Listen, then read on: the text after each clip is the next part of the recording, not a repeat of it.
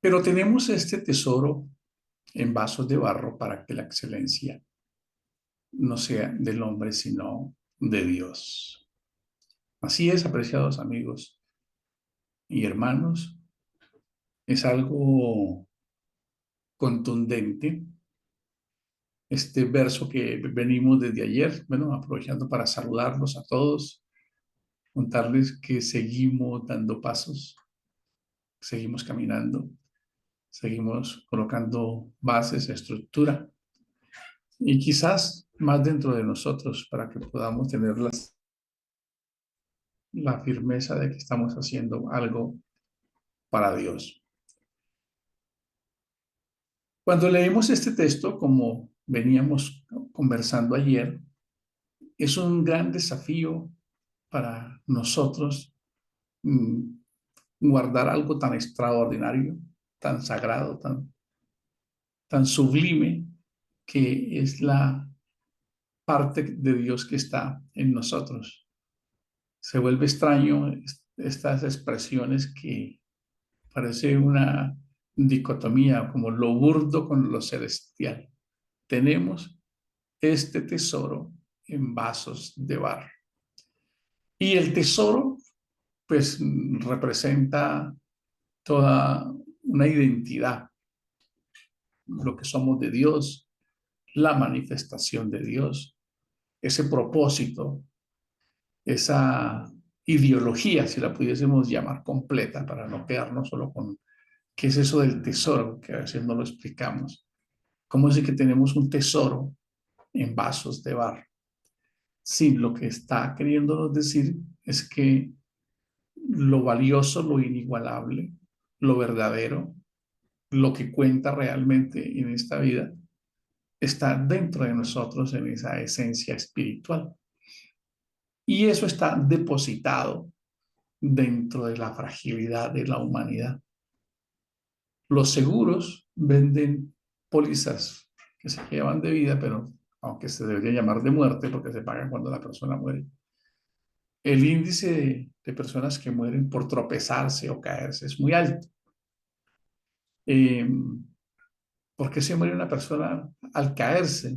Se desnucó, se dio un golpe en algún lado y murió. Murió y uno dice, pero ¿cómo murió? O un infarto o un aneurisma. Y en un momento nos damos cuenta que la persona murió. ¿Cómo se rompe esa majestuosidad de que este tesoro se va de nosotros, se va? Y cuando se va, pues nosotros perdemos la capacidad de valor o lo que nos hacía valiosos, porque ya cabemos en menos de una vasija de esta como material, como minerales, un poquito de hierro, un poquito de carbono, un poquito. No queda nada de nosotros cuando este cuerpo se desvanece y vuelve a la tierra. De manera que nosotros tenemos un capítulo extraordinario, una oportunidad fabulosa de resonar esa melodía celestial que nosotros tenemos. A veces quisiéramos encontrar un lenguaje que nos exacerbara, que nos dijera, wow, pues qué poderoso es esto, como decir que tenemos un arsenal, las virtudes celestiales en nosotros y vivimos en medio de eso. Es como raro, como algo tan grande se mezcla con algo tan burdo como es nosotros. Incluso los judíos son un poco más duros, dicen que de una gota putrefacta se empieza a formar una vida, de una micro gota putrefacta se empieza a formar una vida y la idea es que esa vida alcance la más grande expresión de luz, pero debemos aprender a convivir con esa fragilidad humana, con con esa inclinación constante que tenemos a salirnos de el bien hacer, que es lo que significa pecado, del bien sentir, del bien pensar, del bien hablar y del bien comportarnos, ¿verdad? Ese es el desafío y esa es la lucha de cada persona, de cada ser humano. Valorarse a sí mismo, descubrir a Dios. Hay personas que están buscando a Dios por allá en algún rincón del universo. Y no es sino que nos miremos al espejo y le podemos decir, gracias porque te veo. Te miras al espejo y puedes decir, gracias porque estoy viéndote. Respiras y sientes tu corazón y le puedes decir a Dios, gracias porque te estoy sintiendo. Porque si Él no nos sostiene la vida, pues nos fuimos de este mundo. Y pasa como la moraleja de los dos pececitos que se encuentran. ¿Y cómo está el agua? El agua, ¿qué es el agua? Y yo, pues, ¿dónde estás? Es tu subsistencia, es tu todo. Y en ese momento lo sacaron del agua y dijo, ahora entiendo lo que es el agua, es el ambiente real, es lo que hace que nosotros vivamos, seamos y somos. Ese nivel de comprensión hace que nosotros podamos entender la vida. Ayer salí mi esposa a hacer unas vueltas y estuvimos por los lados de Chapinero, por unas calles, por la Caracas, entre la 57 y la 63 caminamos eso. Y pudimos ver la miseria humana, nuevamente, que a veces uno se le olvida. Personas tiradas en los pisos, megaconstrucciones, porque también son megaconstrucciones. Bueno, es un término que hemos usado acá, pero no los describe, pero es como para hacernos una idea que ese es un señor reducido y esclavizado por la droga, metido debajo de un plástico, también es una megaconstrucción celestial. Y tiene el mismo valor, pero por las reglas sociales y las cosas como vivimos, no, no perdemos la proporción de valor de la vida de una persona.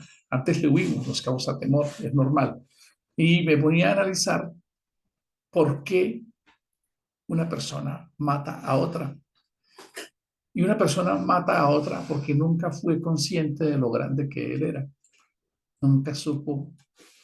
Una persona que mata a otra casi nunca se da cuenta quién es él, qué le habita, cuál es su grandeza, cuál es su proporción, cuál es su majestuosidad, qué mega construcción es, qué tan extraordinario es, porque está reducido a una mínima expresión adictiva, entonces ya no tiene valor, por eso puede matar a alguien por esa o por cualquier otra pasión que nos cegue en algún momento, la ira, por una ambición egoísta, por una ambición mala, por una pasión, que perdemos esos procesos. Y es ahí donde nosotros debemos volver a la génesis, a la causa. Y es como rescatar el valor de una persona en medio de lo que la sociedad estimó no ser valioso. Tenemos este tesoro en vasos de barro. Y ese señor, seguramente muchos de esos murieron anoche de frío, de muchas circunstancias, pero cuando parten de este mundo, no existe el estrato social, ya las escalas se pierden, lo que uno consideraba aquí que era valioso, ya se va, las cosas que uno quería, o sea, hay personas que les gustan las herramientas, hay personas que les, como en mi caso, los libros, uno quisiera que, o algunos los trofeos y no los tiene, pero uno se muere eso, a los 8 días eche eso a un cajón y regale esos, los vestidos, regálelos. Para acá. Entonces, en ese proceso en el que estamos, eh, nos movemos en el día a día. Nos irritamos, nos disgustamos, somos intolerantes. Mm, y esa es la lucha del ser humano en el día a día. Nos fastidiamos, a veces decimos como que somos capaces de decir, quisiera morirme, que se acabara esto. porque no sé qué sigue. Pablo, eh, las condiciones de abundancia siempre son amenazantes. Entre más abundancia, menos necesidad, menos, menos se valora lo que se tiene, se cree que es un derecho. Cuando Pablo escribe esta carta, que es una invitación que siempre les quiero hacer, no se queden con el mensaje religioso que nos han enseñado. Le damos el contexto. ¿Por qué se escribió eso? Porque siempre nos vamos a quedar con, con una enseñanza liviana si no lo sacamos. Pero Pablo está tratando de encontrar una respuesta para una comunidad que ha pasado del judaísmo al cristianismo. Y entonces se peleaban todavía se peleaban, porque, y tengo que decirles esto, y con toda la razón que se peleaban, con toda, porque como a veces nos pasa cuando escuchamos una predicación, que nos llega un texto bíblico y sí, pero a mí me han enseñado esto, pero ahora entiendo que es para acá, o no puedo negar lo que es así, porque aquí está el otro texto en el nuevo. Eso le pasaba a los judíos, porque nosotros no estamos metidos en el momento de lo que vivieron los judíos. Ellos venían de una esperanza, de un rey judío, ¿cierto? La pregunta es, ¿y quién les dijo que no iba a llegar primero como el Mesías? Nadie les dijo. Entonces ellos están perdidos y llega un mensaje nuevo que les cambia el corazón y deben cambiar todos sus ritos y sus leyes. Entonces tenía Pablo que luchar con los de su propia casa siempre. La lucha más grande de Jesús fue con los judíos. Los judíos le hicieron la vida imposible a Jesús. Los saduceos, toda esta casta élite de religiosos, ¿verdad? Los demás corrían, escuchen esto, cuando ustedes ven las películas, ojalá si pueden ver los escogidos de Chosen, se dan cuenta que la mayoría corría, era porque había una necesidad muy precaria y ellos soñaban. Cuando vemos a los discípulos en esas películas, ellos están esperando es que pase algo y ustedes ven a Judas desesperado porque Jesús se manifieste como un rey, que es lo que tienen en la mente los judíos. Pero el mensaje trae una connotación y es cambiar el reino interior, colonizar, que hemos venido hablando todos estos días. Sí, colonizar como esos conquistadores que van limpiando por la jungla, meternos en lo más profundo de nuestro ser, de nuestros fracasos, de nuestras tradiciones, de todos esos patriarcados y matriarcados que vivimos en la niñez, de padres violentos, borrachos, unos buena gente, otros no, mamás cantaletosas, bravas, que amarraban a sus hijos. Conozco muchos casos, todas esas situaciones, ese mundo inhóspito que no ha sido descubierto y que está entre nosotros y que aún nos controla, que es lo más triste, que aún nos controla sin que nos demos cuenta y que es el filtro, son las gafas por las cuales nosotros juzgamos lo que escuchamos y lo que vemos en el día a día. Es cuando ustedes ven todos estos mensajes que el valle se suba, que el alto se baje, que el otro cielo se enderece. Es esa connotación de que la vida del ser humano coja un rumbo, que es el rumbo del bien hacer. Es el rumbo del bien hacer. El mensaje de Jesús es claro. No necesitaríamos más, sino amarnos a nosotros mismos, perdonarnos, aprender a reciclar nuestros fracasos, a perdonarnos a nosotros mismos, a soñar en medio de las crisis y las dificultades, a perdonar al prójimo, a hacer menos verdugo con el entorno, a entender que traemos un propósito cada uno de nosotros. Y ese es el desafío de la humanidad y hacernos una vida, porque al final, Él lo dijo, amen a Dios, amen a ustedes y amen al prójimo, porque yo no veo otra opción. Yo me levanté aquí y aquí en la casa hay personas. Ahora salgo en un rato y vamos a encontrar con personas. Me devuelvo, me subo al transporte, personas. Yo no tengo sino la opción de estar con personas. No estoy con ángeles ni con nada, estoy con personas. Quiere decir que todo lo que yo hago debería estar enfocado en esa mega habilidad Y por eso él lo dejó claro. ¿De qué les sirvió a ustedes saber tantas cosas? Como se lo dijo Nicodemo. Tú estás muerto, hermano. Te puedes saber la Biblia de memoria, pero no me interesa el evangelio cognitivo. Me interesa el evangelio sensitivo, el evangelio del amor, el evangelio de la expresión, del perdón, de la comprensión, de la tolerancia. Por eso los invité a ser cómplices. Hagamos al hombre. Hazte a mi imagen de bondad y hazlo con los demás.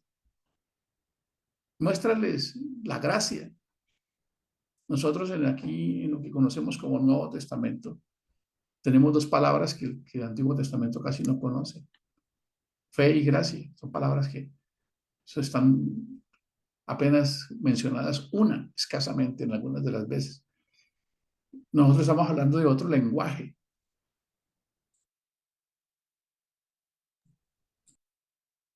Como nos reíamos hace unos días en este devocional, que el que no haga tal esto, mátelo. Como no estamos en esa tónica. Estamos en la tónica del presente, estamos en la tónica de hacer que el evangelio de hoy, que Cristo sea vigente en nuestra vida. Por eso él dijo, ahí se resume toda la ley y los profetas. Así que el mensaje todos los días debería ser el mismo. Mire cómo funciona un sistema es práctico. Uno podría decir, qué cuerpo tan aburrido el mío, se la pasa respirando y el corazón palpitando y más algo nuevo, algo más innovador. No es que no lo necesitas, por esto. Si mi cuerpo se distrae de ser un sistema de pensar, sentir, de mi sinapsis, él no se sale de lo que es normal, pues se sostiene. ¿Por qué el cristianismo no se sostiene? Porque no tiene un sistema. Siempre estaba escuchando temas nuevos. Siempre quiere un mensaje nuevo, otro nuevo, otro como más sensorial. No, enfócate en ser, ya, todos los días. Si ese fuera el foco nuestro, pues seríamos maestros. ¿Recuerdan la frase de Bruce Lee? No le temo a un hombre que haya predicado 10.000 mensajes. Le temo un mensaje que se haya predicado un mensaje para su vida 10.000 veces. A ese le temo. Si tenemos 20.000 mensajes distintos, pues seguimos siendo neófitos del yo. Y tenemos dentro de nosotros la misión de llevar esta humanidad a que sea tesoro. Porque Pablo lo que está haciendo aquí es haciéndoles ver a ellos, ¿cierto? Y si ustedes en el capítulo 3, ahí está, hay una disputa ahí, porque están diciendo que el ministerio de la ley, que era mejor, y Pablo aquí luchando, porque no existe, esto es mejor pacto. Aquí nosotros no falseamos, aquí enseñamos la palabra, nuestra vida se conduce de esa manera, ¿cierto? Estábamos en la oscuridad y Pablo trae toda una retórica maravillosa. Les dice lo mismo que hizo Jesús, que lo que hizo Dios al principio. Nos puso luz. Y sigue diciendo, y ahora tenemos este tesoro en vasos de barro. Pero ahí viene otra parte que casi nunca nadie la predica. Atribulados, angustiados, desesperados. Esa situación no la vivimos nosotros ahora. Posiblemente las dificultades que tenemos ahora, porque puedo decirles con toda seguridad que Dios nos ha dado un mensaje para reparar vidas. Y se lo digo porque lo estamos haciendo. Y se lo digo porque lo estamos haciendo a personas sin hablarles de Dios directamente. Sí lo hacemos en el fondo, pero sí nos ha dado Dios herramientas para ayudar a las personas con el mensaje, un mensaje que le permita a la persona creer que hay alguien mayor que sus propios miedos, porque cuando no tenemos en quién confiar, sino solo en nuestros recursos se acaban a veces en un ratico, en un momento de disgusto, en un momento de depresión, en un momento de miedo, se acaban nuestros recursos. Necesitamos tener una fuente suficiente, inagotable, de la cual podamos depender, que nos subsista. Pero ustedes lo van leyendo ahí, en ese capítulo, como Pablo sigue diciéndoles, está tratando de motivarlos, ¿verdad? Por eso les dice eh, que estamos atribulados. Escuche, imaginen la oración que hacían los hermanos muy ahorita, seguramente en el día a día todos decimos, uy, Dios mío, ¿cómo voy a desafiar esto? No son cosas pequeñas. En esta época era que te mataban a un hijo, se los llevaban a circo romano, los expropiaban. Las condiciones eran terribles. Dice que estamos atribulados en todo. Imagínense ustedes, más no angustiados. O sea, está diciendo, mire, Tienen que aprender a vivir con la excelencia, no se queden con el barro, no pongan la mirada en el barro. Pablo aquí está usando un mensaje muy poderoso, porque él primero les muestra, les hace ver la grandeza para aterrizarlos en la realidad. Perseguidos, ¿cierto? En apuros, mas no desesperados. Perseguidos, mas no desamparados. Derribados, pero no caídos, no destruidos. Y les sigue diciendo, llevando en el cuerpo siempre por todas las partes la muerte de Jesús. Y les lanza una esperanza. No es nuestra esperanza ahorita. Nuestra esperanza es desastre de tus adicciones sociales. Si ustedes lo analizan hoy, este es texto con el nuestro es una esclavitud sensorial, es una esclavitud social. Es no encajar, no ser, no parecer, no ser considerado a esto, ¿verdad? Eh, y Pablo concluye dándole la esperanza de que un día resucitarán y ya no, como diciéndoles, espérense, tranquilos, no se rindan. Pero no era lo mismo que nosotros, como le estoy mencionando. Y para concluirse el verso 16 del 4, por tanto no desmayamos. Escucha, no desmayamos. Claro, siempre les invito a mirar el contexto de ellos con el nuestro. No desmayamos. Hoy, ¿cuáles serían los miedos nuestros? ¿Cuáles serían? Haz una prueba y verá que tiene que ver con que me da pena salir a vender algo. Qué pena que yo me pare en una esquina y yo saca, qué tímido. Sí, ese es un león de esta época. En esa época era un león en el circo romano. Esa es una, porque son muchos miedos. Llamar a alguien a venderle algo para resolver un problema económico, porque la mayoría de los problemas son económicos, lastimosamente. Y es algo muy fácil de resolver, pero hay muchos miedos. ¿Qué voy a hacer? ¿Qué pena? ¿Qué van a decir? Dos, la incapacidad de resolver un problema con la esposa o con el esposo. Ese es un monstruo casi que incapaz de conquistarse hoy. Es increíble.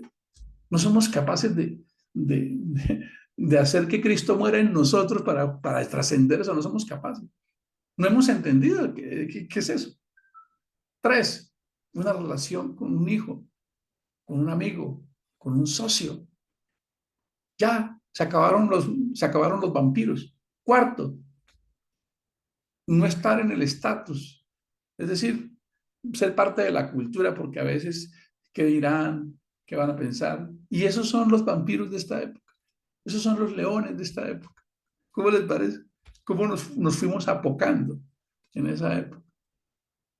¿Cómo nos fuimos dejando reducir por el sistema social? Por eso es necesario que una comunidad sea capaz de sobreponerse a sí misma. La indiferencia, la mezquindad, la falta de amar, de ser sensible. Eso no existe en esta época. Es muy complicado porque, como digo yo, por allá una tira cómica, sálvese el que pueda, cada uno mire a ver cómo le hace. Y Pablo termina diciendo esto, por tanto no desmayamos. Antes, aunque nuestro hombre interior se va desgastando, el interior, no obstante, se renueva día a día. Noten lo que él está diciendo. Este tesoro se va fortaleciendo cada día más. Pero él tenía que acudir aquí a toda una predicación casi que la predicación de Pablo está enfocada en que la recompensa era después de que murieran. ¿Cómo les parece? Nosotros ni siquiera tenemos esa expectativa tan grande hoy en día. Nuestra recompensa es que podamos lograr cosas acá, si se dan cuenta. Y no es que esté todo el mal, porque necesitamos que nuestras familias, no hayan familias deprimidas, niños queriéndose suicidar. Tenemos una problemática inmensa. Pero el mensaje de Pablo casi que siempre es tranquilos.